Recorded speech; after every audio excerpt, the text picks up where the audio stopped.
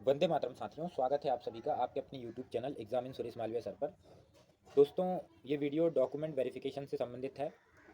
जो ईएसबी है, उसके द्वारा जितने भी एग्ज़ाम होते हैं उनमें जो डॉक्यूमेंट वेरिफिकेशन होते हैं सभी एग्ज़ाम के लिए समान रूप से महत्वपूर्ण वीडियो हो। चाहे आप किसी भी एग्ज़ाम में हो, पटवारी में हो, कृषि भर्ती परीक्षा में हो, पुलिस, वन रक्षक, जेल प्रहरी, असिस्टेंट ग्रेड 3, फार्मासिस्ट, कोई भी एग्ज़ाम, टीचर भर्ती, कोई भी एग्ज़ाम आपने दिया हो, सभी के लिए समान रूप से डॉक्यूमेंट वेरिफिकेशन की प्रोसेस आपकी रहने वाली है। और कुछ अगर ऊपर नीचे है तो मैं इस वीडियो में आपको पूरा क्लियर कर दूंगा। आप लोगों के काफ़ी सारे क्वेश्चन आ रहे थे। मैं 8 बार से ज़्यादा डॉक्यूमेंट वेरिफिकेशन करवा चुका हूँ, तो काफ़ी एक्सपीरियंस है मुझे डॉक्यूमेंट वेरिफिकेशन का, और कहाँ कहाँ पर लोगों की गलतियाँ निकलती है और कैसे कैसे लोगों को बाहर कर देते हैं। और अगर आप क्या सावधानी रखेंगे तो आप बाहर होने से बच जाएंगे। तो वीडियो को एंड तक बने रहिएगा, हर एक चीज़ आप देखिएगा, आपको पूरी जानकारी वीडियो के एंड तक मिल जाएगी। फिर भी अगर आपके कुछ डाउट रहें तो आप कमेंट सेक्शन में पूछ सकते हैं। तो चलिए शुरू करते हैं। तो सबसे ज़रूरी जो दस्तावेज़ हैं वो मैं आपको बताऊंगा कि जो कि बिल्कुल मैंडेटरी हैं। फिर इसके अलावा कुछ और डॉक्यूमेंट होंगे जो कि आपको ज्वाइनिंग करते समय आपको उनकी ज़रूरत पड़ेगी, वो भी मैं इस वीडियो में बताऊंगा। फॉर्म में आप लोगों ने क्या गलती करी है वो, कई लोगों की बहुत सारी गलतियां हो जाती हैं फॉर्म भरते टाइम। तो कौन सी गलती है जो माफ़ हो सकती है, कौन सी गलती है जो कि माफ़ नहीं हो सकती है ना। तो इस तरीके से मैं आपको हर एक चीज़ का सॉल्यूशन इस वीडियो में दूंगा। तो वीडियो के एंड तक बने रहिएगा। वीडियो आपको अच्छी लगे तो वीडियो को लाइक ज़रूर कीजिएगा। चैनल पे नए हैं तो सब्सक्राइब भी कर लेना। चलिए, ये एक कॉल लेटर है, सब इंजीनियर का कॉल लेटर है अभी का, फ़िलहाल में ही ये अभी आप देख सकते हैं 29/9 है ना, 29 सितंबर के आसपास का है। तो इसमें इन्होंने जो जो मांगा था वो मैं आपको सबसे पहले बता देता हूँ। इसमें इन्होंने जो मांगा था वो है, सबसे पहले आपकी 10th की मार्कशीट, सबसे पहले आपकी 10th की मार्कशीट, फिर 12th की मार्कशीट। ठीक है, दो चीज़ें। फिर इसके अलावा आपने डिग्री, डिप्लोमा, जो भी आपकी योग्यता थी वो, और डिग्री या डिप्लोमा जो भी है उसका आपको सर्टिफिकेट यानी कि डिग्री, एक तो मार्कशीट होती है और एक होती है डिग्री, डिग्री का प्रमाण पत्र आपको चाहिए। यहाँ पर भी आपकी जो 10th 12th है ना, इसका भी आपको प्रमाण पत्र चाहिए। एक होती है मार्कशीट, एक होता है सर्टिफिकेट। किसी किसी की मार्कशीट अलग होती है, सर्टिफिकेट अलग होता है, किसी का मार्कशीट कम सर्टिफिकेट होता है। तो मैं अभी बताने वाला हूँ। आप लोग बोलेंगे हमें तो एक ही मार्कशीट मिली है, हमारे पास सर्टिफिकेट नहीं है ना। तो उन सभी लोगों के लिए अभी मैं एक सैंपल लेके आया हूँ, क्योंकि मुझे मार्कशीट अलग मिली है, सर्टिफिकेट अलग मिला है। कई लोगों का, अभी जो नए नए लोग हैं उनको मार्कशीट और सर्टिफिकेट दोनों एक ही मार्कशीट में मिल रहे हैं। तो उसका लोड नहीं लेना, आप देख लेना उसको। फिर इसके अलावा आपकी डिग्री वगैरह हो गए, इनके आपको सर्टिफिकेट चाहिए, है ना। जो भी आपकी डिग्री है वो चाहिए, ना कि उसकी मार्कशीट। ठीक है, मार्कशीट की भी ज़रूरत रहती है, लेकिन जो मेन जो होता है वो सर्टिफिकेट होता है। फिर आपका मूल निवासी प्रमाण पत्र आपका जो होना चाहिए। ये सभी जो मैं बता रहा हूँ ये मैंडेटरी डॉक्यूमेंट्स हैं। मूल निवासी, जिससे कि आप मध्य प्रदेश के निवासी होने का, जब आप मध्य प्रदेश के निवासी होंगे तभी आपको आरक्षण मिलेगा। फिर इसके बाद आपको चाहिए जाति प्रमाण पत्र, ये सभी आप लोग लिख लेना। जाति प्रमाण पत्र, आप किसी भी कास्ट के हैं उस कास्ट का जाति प्रमाण पत्र। फिर आप, अगर आपने पीडब्ल्यूडी भरा है ना, आप दिव्यांग वगैरह कुछ किसी ने भरा है तो उसका प्रमाण पत्र। इसके अलावा अन्य प्रमाण पत्र, अन्य प्रमाण पत्र में आपके कोई भी आपका जो सर्टिफिकेट है, जैसे कि आपका मैं बता दूं, किसी ने संविदा भरा होगा, है ना, तो संविदा का रिजर्वेशन लिया है तो उनके लिए संविदा का प्रमाण पत्र चाहिए, है ना, संविदा वाला चाहिए। किसी ने एनसीसी से लिया है रिजर्वेशन तो एनसीसी का प्रमाण पत्र चाहिए, है ना। किसी ने और किसी तरीके से रिजर्वेशन लिया है, विधवा, तलाकशुदा, कई सारे तरीके के रिजर्वेशन हमारे इधर हो सकते हैं। तो आपने जिस भी चीज़ का रिजर्वेशन लिया है आपको वो सर्टिफिकेट चाहिए, चाहे आपने संविदा से लिया हो, चाहे पीडब्ल्यूडी से लिया हो, चाहे एनसीसी से लिया हो, आपको उनके सर्टिफिकेट की ज़रूरत पड़ने वाली है। इसके अलावा आपको, अगर आपने संविदा पर हैं तो आपको अनुभव प्रमाण पत्र भी आपको चाहिए रहेगा। और यहाँ पर इन्होंने बोला भी है कि किसी संवर्ग विशेष में आपका चयन हुआ है तो उस संवर्ग से रिलेटेड, क्योंकि जब आप उस संवर्ग में सिलेक्शन लेते हैं तो आपको रिलैक्सेशन मिलता है उस संवर्ग का। जैसे आपने संविदा में लिया है तो आपको संविदा पे 20% का रिजर्वेशन है ना। आप नॉर्मल कैंडिडेट सिलेक्ट नहीं हुए हैं, अगर आप संविदा का प्रमाण पत्र नहीं देंगे तो आपको एग्जाम प्रोसेस से बाहर कर दिया जाएगा। भले ही आपने टॉप किया हो या कुछ भी किया हो, आपने एक सीट संविदा वाले की खाई है। ठीक है, तो इस तरीके से ये आपको, ये मैंडेटरी डॉक्यूमेंट्स हैं, ये डॉक्यूमेंट्स को आपको चाहिए ही है। इसके अलावा आपको जो कुछ डॉक्यूमेंट्स लगेंगे वो ये है रोजगार पंजीयन। ये भी हमारे एमपी में, जो सिर्फ एमपी के कैंडिडेट हैं उनके लिए मैंडेटरी है रोजगार पंजीयन। तो रोजगार पंजीयन आपको चाहिए। आधार कार्ड सभी लोगों के लिए आधार कार्ड मैंडेटरी है, आधार कार्ड आपका लगेगा। फिर इसके अलावा आपका पैन कार्ड, पासबुक, ये चीज़ें आपकी जो लगती हैं वो आपकी जब आप ज्वाइनिंग करते हैं ना उस टाइम पे आपका सर्विस रजिस्टर जो है वो भराता है, उसमें ये लगेंगे, क्योंकि इसी से आपका पैन कार्ड जनरेट होगा, है ना, और आपका बैंक की पासबुक जिसमें आपके पैसे आने हैं, आपकी सैलरी आएगी, ये सब चीज़ें वहाँ पर लगेंगी। और ये 3 डॉक्यूमेंट हैं, आय प्रमाण पत्र, एडमिट कार्ड और रिजल्ट। ये पुलिस का जब आप फिजिकल देने जाते हैं तब ये 3 चीज़ भी वो लोग मांग लेते हैं, है ना। रिजल्ट मांगते ही हैं जिसमें आपका फिजिकल का ग्राउंड की डिटेल्स वगैरह रहती है, एडमिट कार्ड भी मांग लेते हैं, ठीक है ना, उसमें लिखा रहता है एडमिट कार्ड का, लेकिन एडमिट कार्ड का इतना इशू नहीं करते हैं। लेकिन एडमिट कार्ड अगर आपके पास हो तो आप ज़रूर लेके जाइएगा एडमिट कार्ड, चाहे वो किसी भी भर्ती वाले हों। और आय प्रमाण पत्र तो आप सभी के पास अगर आपने है तो आपने बनवाया होगा, ठीक है। तो ये सारे डॉक्यूमेंट्स आपको चाहिए है।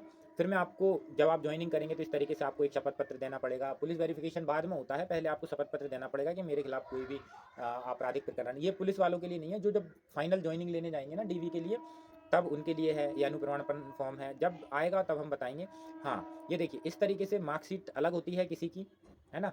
ये मार्कशीट बस लिखा है, इसमें सिर्फ नंबर होते हैं नीचे, और एक आपका ऐसा सर्टिफिकेट लिखा होता है, ये दिखा है ना सर्टिफिकेट, ऐसा सर्टिफिकेट। तो ये दोनों जरूरी है, ये सबसे ज़्यादा इंपॉर्टेंट है सर्टिफिकेट, इसको आपको करा के लेके जाना है। किसी किसी का ऐसा होता है सर्टिफिकेट मार्कशीट कम सर्टिफिकेट लिखा रहता है ना, मार्कशीट कम सर्टिफिकेट, तो उनको ज़रूरी नहीं है, उनको बस एक ही वही लगेगा, ठीक है। अब हम आते हैं थोड़े से मुद्दे पे कि सर मेरे डॉक्यूमेंट्स ये गड़बड़ है, ये है वो है, तो ये चीज़ के बारे में हम थोड़ा सा डिस्कस करते हैं। तो सबसे पहले मैंने आपको बता दिया है कि ये डॉक्यूमेंट्स आपके लगेंगे।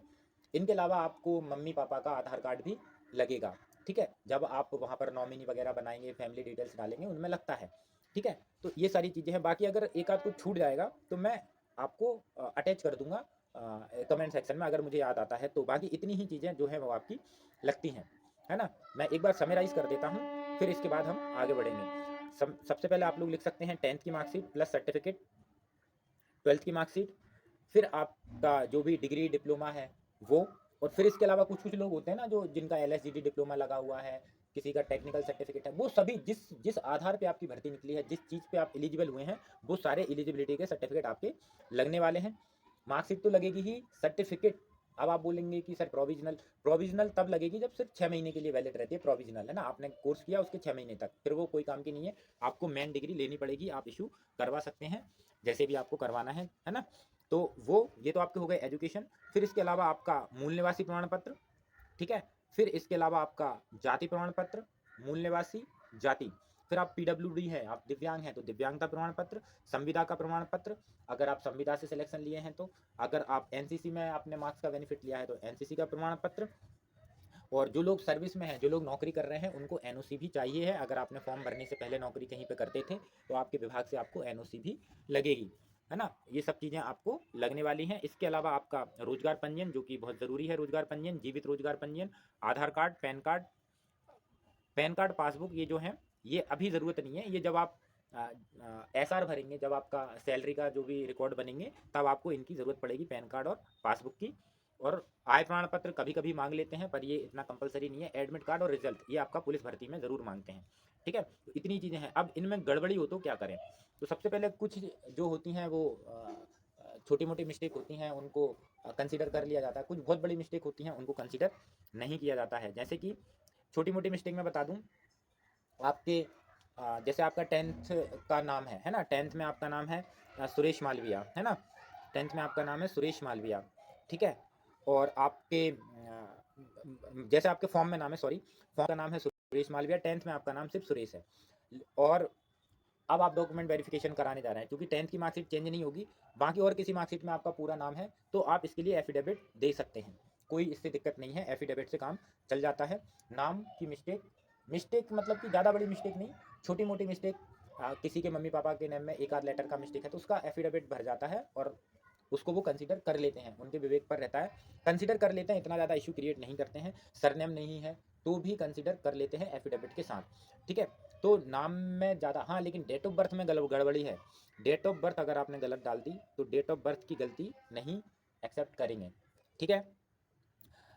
नाम में भी बहुत बड़ी मिस्टेक नहीं, छोटी मोटी मिस्टेक, जैसे कि हीरा और लाल है ना, तो हीरा लाल एक साथ लिख दिया और स्पेस नहीं है, तो वो उसको थोड़ा सा कंसीडर कर लेंगे एफिडेविट के साथ, ठीक है। ऐसे फिर इसके अलावा आपका आ, जो आपकी जाति प्रमाण पत्र है ना, जाति प्रमाण पत्र में भी किसी किसी के मम्मी पापा के नाम में थोड़ी बहुत मिस्टेक हो जाती है, तो वो भी कंसीडरेबल है, उसमें भी आप शपथ पत्र दे सकते हैं, कोई दिक्कत नहीं है। आप उसको अपडेट अभी नहीं करवाना, क्योंकि अभी सिर्फ, हाँ ये चीज़ एक और मैं बता दूं, ये जो सारे डॉक्यूमेंट होंगे ये कट ऑफ डेट जो होती है, फॉर्म भरने की लास्ट डेट होती है, फॉर्म भरने की लास्ट डेट से पहले कट ऑफ डेट जो है ना, फॉर्म भरने की लास्ट डेट से पहले जारी हुए होने चाहिए। नया जारी मत करवा लेना आप लोग, नहीं तो गड़बड़ हो जाएगी, फिर वो बोलेंगे आपने तो ये अभी बनवाया है ना, इस तरीके से। तो आपको फॉर्म भरने की लास्ट डेट से पहले का होना चाहिए, ठीक है। अगर आपका कुछ गड़बड़ भी है तो उसको रख लो संभाल के, ठीक है। इतनी चीज़ें हो गई। अब मैं थोड़ा सा बता दूं कि भाई जाति प्रमाण पत्र में ज़्यादा इशू नहीं करेंगे, वो आपका थोड़ा बहुत मम्मी पापा के नाम में मिस्टेक है, नो इशू। मूल निवासी आपका ऑफलाइन ऑनलाइन कुछ भी हो चलेगा।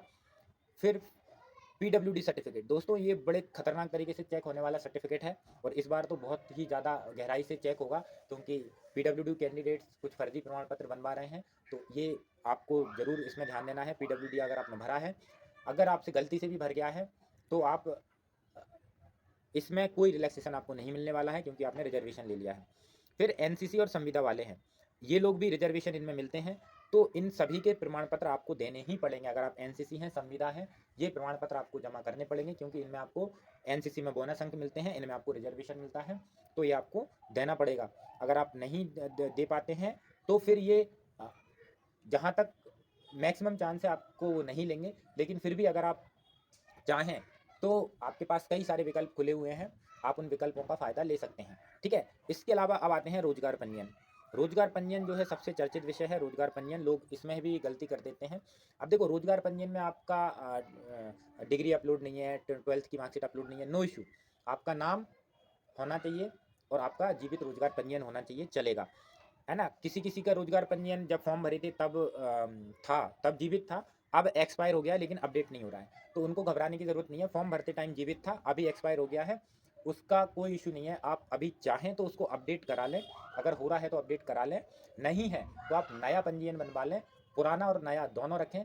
और जो पुराना पंजीयन है रोजगार कार्यालय से उनको अपडेट करा लें, रोजगार कार्यालय में जाएँ और वहाँ पर जो पुराना पंजीयन और नया पंजीयन उनको अटैच करवा लें कि भाई ऐसा ऐसा था, पुराने से मैंने नया ये करवाया है, मेरा वेबसाइट के कारण या किसी भी कारण बस मैं इसको अपडेट नहीं करवा पाया था, ठीक है। तो इस तरीके से आप लोग उसको उस पर सील ठप्पा लगवा सकते हैं कि ये पुराना और ये नया, पुराने पे भी नए के नंबर चढ़ा देंगे वो, ठीक है, कि ये इससे ये अपडेट हो गया, तो उसका इशू नहीं होगा।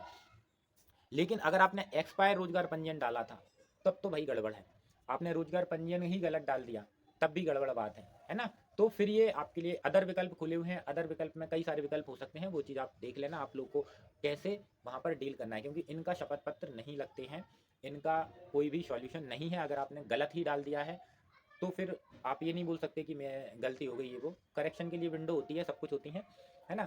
बाकी फिर भी अगर आपको कोई डाउट है तो आप मुझसे पूछ सकते हैं, ठीक है। रोजगार पंजीयन अगर आपका एक्सपायर हो गया है, फॉर्म भरते टाइम जीवित था, तो कोई भी इशू नहीं है, नया आप बनवा के और उस पर पुराने वाले पे नए पंजीयन चढ़वा के सील साइन करवा लेना, आप कोई दिक्कत नहीं उसकी। रोजगार कार्यालय में जाके एक बार ऐसा कर लेना, अगर ये भी नहीं करें तो भी वो चलेगा, ठीक है।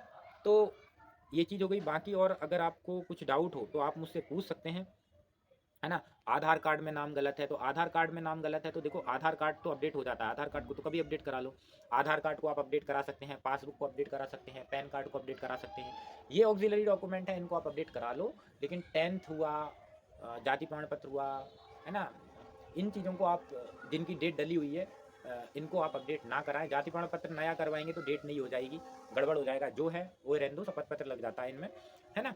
तो ये सारे डॉक्यूमेंट हैं, अगर आपके पास ये डॉक्यूमेंट हैं तो आप लोग इनको क्लियर करके रखिए। कुछ गड़बड़ है तो उसको देखिए, मैंने वीडियो में पूरा सब कुछ बताया हुआ है। फिर भी आपको डाउट आ रहा है तो आप कमेंट सेक्शन ओपन है आप सभी के लिए। इसके अलावा टेलीग्राम ग्रुप में भी आप मुझसे पूछ सकते हैं, अभी चैट ओपन कर दूंगा 1-2 दिन में। बाकी टेलीग्राम में डायरेक्ट भी मैसेज कर सकते हैं मुझे, सुरेश मालविया करके सर्च करेंगे, चैनल का नाम है, वो ज्वाइन कर लेना आप, एग्जामिन सुरेश मालविया सर, और एग्जामिन चैट ग्रुप उनको ज्वाइन कर सकते हैं।